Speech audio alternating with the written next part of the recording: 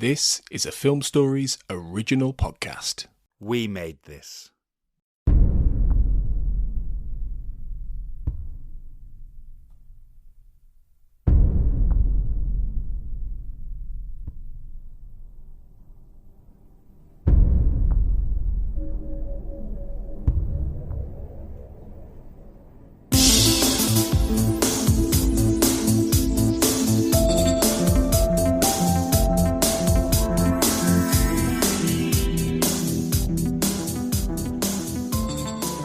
Welcome everyone to the X-Cast. The truth is in here. I am your host, Sarah Blair, and welcome back to I Want to Believe Minute, where we examine the second X-Files movie 1 minute at a time.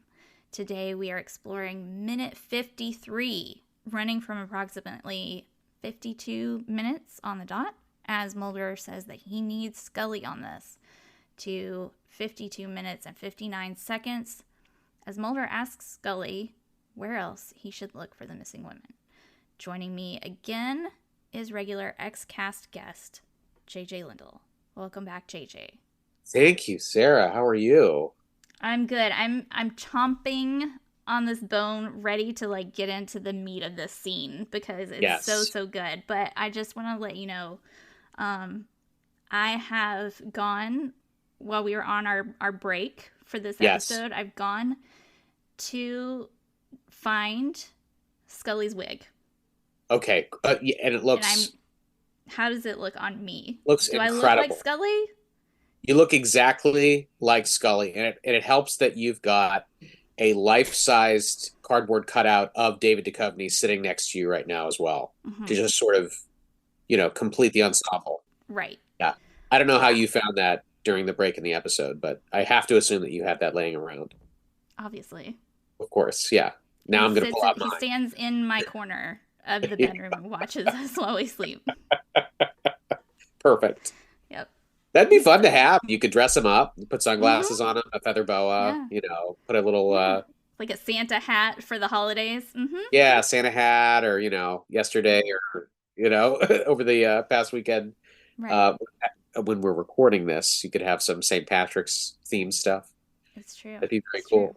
Yeah. Yeah. All right, we got to get on that. If anybody knows where to find an inexpensive, full-sized cardboard standee of Agent Fox Mulder, do you have a season preference, Sarah? Should it be what? Obviously, it has to be season 4 episode Home, the best hair episode. Exactly what I was thinking. The entire series. Early season 4, yeah. Mm-hmm. Yeah. Yeah. But I mean, with the rolled up sleeves. Yeah. Yeah. We'll take, we'll take a season 7. It's okay. I wouldn't mind a Skinner stand up either. That'd be good. Yeah. That'd be very nice. Which glasses for Skinner? Early series glasses or later series glasses? I think later. I like the revival glasses. You like? Oh, yeah, those are good. Do you like the revival beard? I do. Yeah, I think that works really well. I know we're not discussing any minutes featuring the character of Skinner, but I feel like Skinner in this, he's trying to stick with the style that he had in the original series, and he just has such a glow up in the revival. And I just really want to shout out to assistant director Walter Skinner for just really embracing the bald beard look. I think it really works for him. So yeah, 100%, absolutely. Yep. So we are here. Why are we here? What is?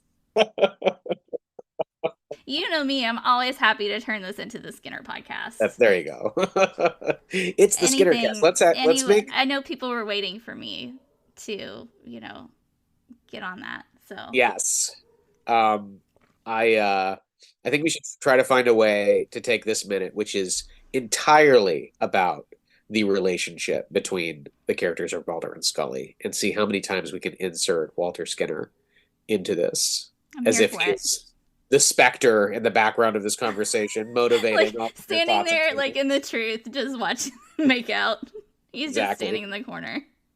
If there's a situation that we could come up with where, if there was an alternate version of this movie from Skinner's perspective, and he's actually around the whole time, and he's somehow he's hiding in the shower in this scene, trying to stay quiet so that they don't know that he's there, because he's wandered in there through extenuating circumstances and feels very awkward being there for this really personal conversation. Right. I like that idea. To me, the whole series is that way. It's all Yes. about, it's Skinner's show. Yes. But due to the nature of his job, we just don't get to see it on screen. Yeah. And all of his crazy side adventures that he's having. Always there. Yeah. Behind the scenes. Yes. Tugging those strings. For the agents. Yeah. Crossing those lines. Yes. Yep. Hanging out with his secretary. Obviously. Cool. Yeah. Yeah. All right. We left off at a really pivotal moment in this larger scene. A scene which is described in the on the Blu-ray, which I watched this on. This chapter is called Decisions, which I think is interesting. Decisions. Yeah. That's right. And I think one interesting point that they made on the commentary is that Chris Carter said that they were filming this in a really small, confined space, and it was like 2:00 in the morning. It was hot. Everyone was tired. It was hard to do the sound, and I feel like that really kind of plays into the vibe that's going on, because, you know, as far as the actors go, like, you get irritable when you're tired and it's late and you're ready to go and you're hot and you're done. And I wonder how much that really played into the scene and to the whole vibe of it all, and like helped them really like capture this discussion between them, because, you know, you really feel it on screen. Yes. And, you know, especially from Scully, you know, who just feels so, you know, the start of this minute is the tail end of Mulder asking, you know, saying, I need you on this with me, Scully. And then there's this wonderful moment where there's kind of this pause, and, you know, if I don't know what it says in the script, but in my mind it was like ... no. Where she's just kind of like, no, I just can't. No, it's not. No, I'm not going to do that. And I think, you know, what I really love about this minute is I really like Duchovny's performance here, because he plays it so kind of flabbergasted.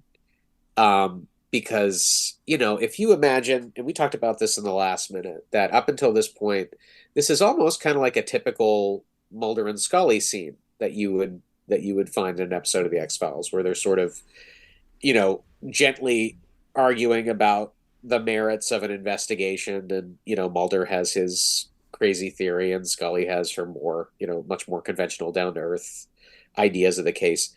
But we're not talking about the case now. We're talking about whether this investigation makes sense in the context of their life and their relationship.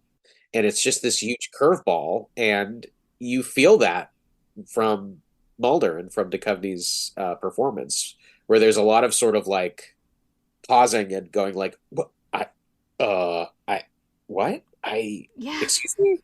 That's not, check the script. I think you're supposed to like begrudgingly agree with me, and then I turn out to be right, and it's all good, right? You know, you just kind of like follow me off the cliff, right, Scully? And Scully says, no, she literally says to him, I'm asking you to let it go. Which I mean, you know, there's moments in the series where they are at odds, and where, you know, and certainly, and, you know, that's a theme in sort of Fight the Future, the idea of not walking away and not giving up. And, but I don't think we've ever seen it quite so pointed as this conversation, and particularly this conversation. Yeah, I appreciate that you brought up Fight the Future, because I feel like this is a really good juxtaposition with the hallway scene. And Scully saying, you know, I don't want to do this without you. And if you're not going to be in it, then I don't want to be in it at all. And now it's kind of like she's grown so much. And I really love the whole arc that her character has taken, that she's finally at this point where she can and is willing to push back against this and say, I've had enough, And I think that, I love that. I love that you're, drawing that parallel in that scene from Fight the Future is a great way to track her last decade of development there.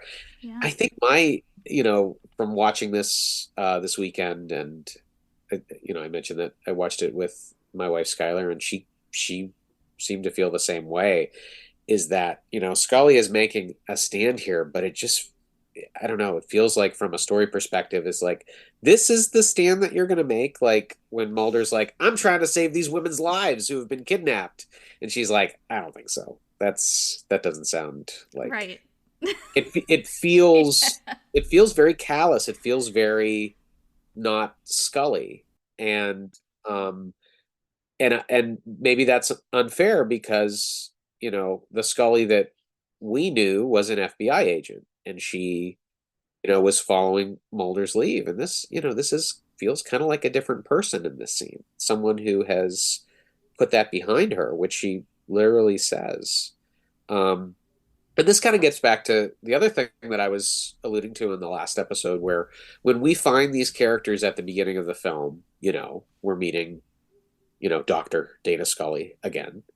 And then we're meeting not Agent Fox Mulder, who is in his little, cubbyhole, which, suggests some perhaps unhealthy isolationist tendencies in Mulder at this point. And Mulder is in hiding. It's kind of like we're made to feel at the beginning of the movie that he's technically got to be in hiding, but at this point it doesn't feel like anybody's really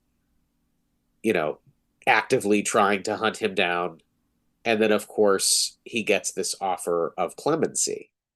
And something that occurred to me during this minute of the scene, when Scully is talking about, you've fulfilled your obligation, you've broken the case for them, you've done what you've agreed to do, it made me think, okay, maybe Scully's sort of perspective here is a little different than what it seemed like at the beginning of the film, because it seems like she's worried about Mulder, and she's like, you should do this. You should kind of like get back on that horse, man. Let's not just sit in our room here. And in this scene, she's not saying that. She's saying like, get off the horse, Mulder. We're not, this is not our horse anymore. And it seems contradictory, except perhaps for the idea that she wanted Mulder to take advantage of this offer of clemency. And she feels like he's fulfilled that obligation. And since he's done so, in Scully's mind, he has achieved the thing that she wanted for him, which is, you don't have to be a fugitive. You don't have to be in hiding. Now we can really start our life together outside of the FBI, outside of these unexplained, investigations. In a rowboat in the middle of the ocean. Right. On a private island. Right. Waving at the sky.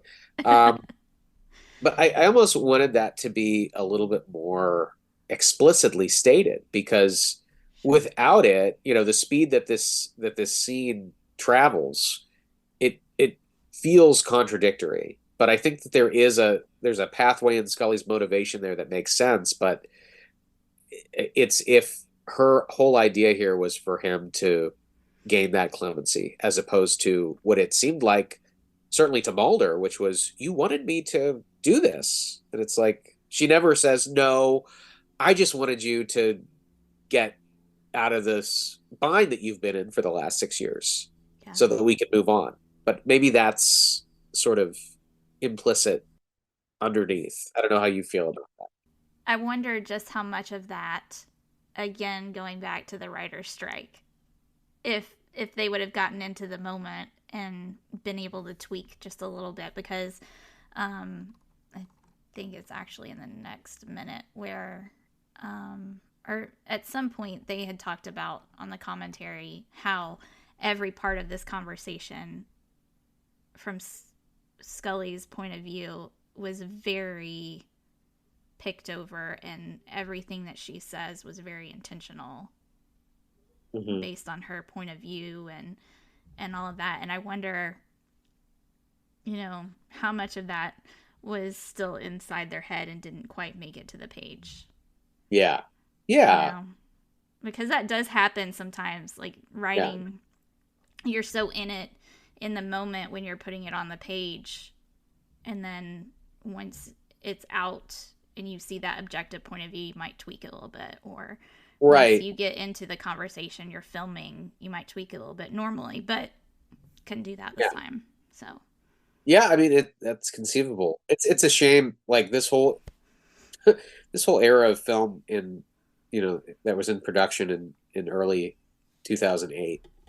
I think a lot of movies have these kind of issues, and it's interesting to look at the films that were made at this time that didn't benefit from being able to rewrite on set or even go into production with a fully fleshed out script. And it really shows. Like this, I think of Quantum of Solace, the James Bond film that came out this year as well, which was another, I would say, casualty of the writer's strike, where you have a film that has a lot of ideas and a lot of set pieces, but the dialogue, the story, kind of lets it down because it's just not. That makes so much sense, because that was one that I never really got in.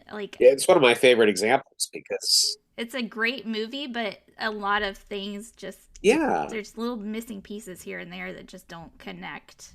And that makes so much sense because I never thought about that one. Yeah. Mm-hmm. Right. But you feel it. You watch that movie and you're like, I liked a lot of that, but I don't know what, because it feels like what watching just happened. I don't know. Draft. Yeah, exactly. It's what did I just watch? It's weird. And I do get those vibes at certain points in this movie, just in terms of, you've got these sort of, I don't know, if you think of a script, you think of the scenes as like, I don't know. I feel like rewriting is about sometimes about transitions and making sure that you're transitioning from one beat to the next. And there's a lot of kind of, for me, pendulum swings in this movie when it comes to, where the story goes and the tone and things like that. And it's unfortunate because I think there's a lot of really good stuff in this scene. But for me, there is a lot of overarching motivation issues when it comes to Scully. I mean, it's very clear where Mulder's coming from. And I think, he sort of has the advantage when it comes to us as the audience, because this is what we want. Like, this is why we watch them, because we like to see them investigate. And, Scully's character here almost, she feels like she's, a party pooper, because she's like, the thing that people love us to do, we did for a decade, I don't do that. It's just like, well, what are we doing here then? What am I doing here? What is my ex-girlfriend doing over there? Like, watching this movie. What is she doing? Who is that guy? Why are we all here? What's going on? Right. And so I think, the audience kind of, at least for me, I mean, and I get what Scully's saying, but I sort of, you just immediately, part of you sides with Mulder, because it's like, this is the right thing to do to help these people. But of course you get older and, Scully is trying to make the point of like, I want to have a life outside of this job. I want my life to be this job that I have now. And it's interesting to think about that too. We sort of, in the last episode, talking about Scully's work at the hospital and how it seems like she is very much at odds with her colleagues in administration. And it's almost like she has become her own version of the Mulder that we met at the beginning of the show, where she's working in this institution that she's, clearly good at what she does, but she is butting heads with authority. There's a distance between her and her colleagues. And, I feel like she is one basement office away from becoming, Fox Mulder of this Catholic hospital. That's an excellent point. Kind of ironic, yeah. Mm-hmm. Again, something that isn't really fleshed out in the movie, but is sort of just sitting there. And that is clear as day if you think about it, but there's not much, in the context of the film, there's not much made of that. And I think that there's, Scully is going on her own, journey in this film outside of the main action of the kidnappings. And, I think it's a good story, and it's a important story, but I feel like at certain points it just really gets sidetracked. But I think that's a good point. But also when you say it like that, I feel like it is true to Scully's character as a whole, because she's always been kind of a rebel. She's always been sort of like, when her parents wanted her to go into medicine, and she's like, no, I'm going to be in the FBI. And then when she got into the FBI, and she's like, attracted to the rebel Mulder, and she's always kind of been a little bit subversive that way. So and but of course she is. I think part of it is that how openly critical she is of Mulder in this particular scene. Oh yeah. And she, and you can, when you look at it in that way, it's like, wow, this is really hypocritical, because you're saying, I don't want to bring this darkness home and things like that. But it's like, well, at the same time, Scully, you're creating this situation in your work life in which you are kind of doing that. I mean, we're not talking about alien invasions or monsters of the week here, but you're not sleeping at night. You're obsessing over a case. It's just not an FBI case. It's a medical case. Yeah. And so it does, to me, it does feel hypocritical, because she's basically saying to Mulder, I'm a doctor now, and I'm going to do my doctor things, which look a heck of a lot like you're investigating things, but you're not allowed to investigate anymore. And, some of the things that, she says to him, I think cut pretty deep. And, she really starts to get, at the end of this minute, she, Mulder's like, I'm good. It's good. And she's like, I don't want to let that darkness back in. He's like, I'm okay. I'm good with the darkness. I'm okay. Yeah. and she says, that's what scares me. And, it's like, I get that, but Scully, you're dealing with a fair amount of darkness as well, even outside of this investigation. But certainly the investigation, I think, is fueling some of her acrimony at work, because it's put her on this path with, thinking about Father Joe and, his, don't give up, the words to her. And I think that I think she might even be, and again, she's not saying this out loud, but she might be, really hostile towards this investigation because it has complicated her work life. Mm-hmm. But that's not Mulder's fault. Right. Like, Mulder's not doing that. So yeah, totally. Yeah. Well, I think that's a great point. Let's break there, and we'll be back in our next episode to talk about the scene a little bit more. I like that this is a big, long scene. We get to kind of cover the whole thing. So, all right, minute 54 coming up next. But until then, always remember, trust no one.